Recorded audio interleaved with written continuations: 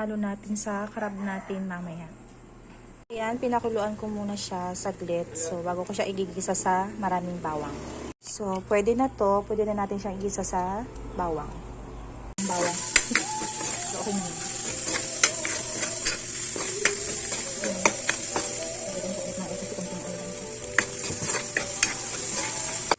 So, ayan, medyo toasted na yung ating bawang. Kaya ko na siyang toasted ng gusto kasi ganyan lang. Tama ang ganyan lang.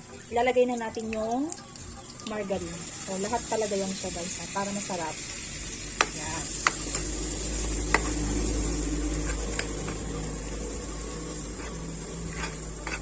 So, tumawin lang natin yung margarine ng ganyan.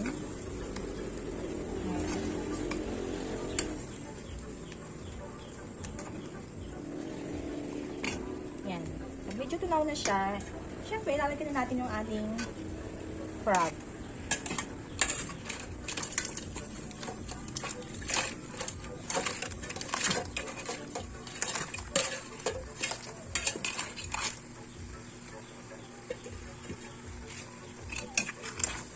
Tapos, mekos-mekos lang.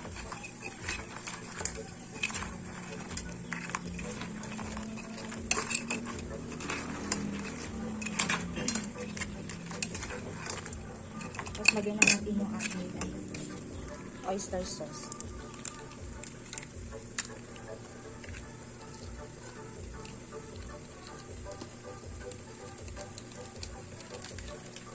Yan. Lagyan din natin siya ng paminta.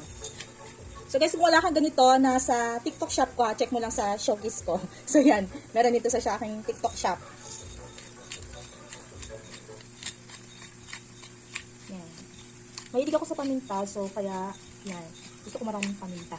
Pampa-achew-achew. Yan.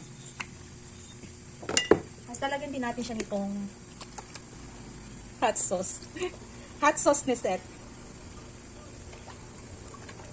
Pampadagdag kulay lang. Hindi naman siya maanghang talaga. Very, very light lang yun siya.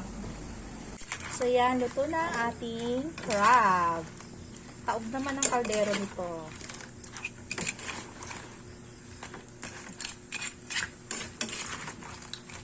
Okay.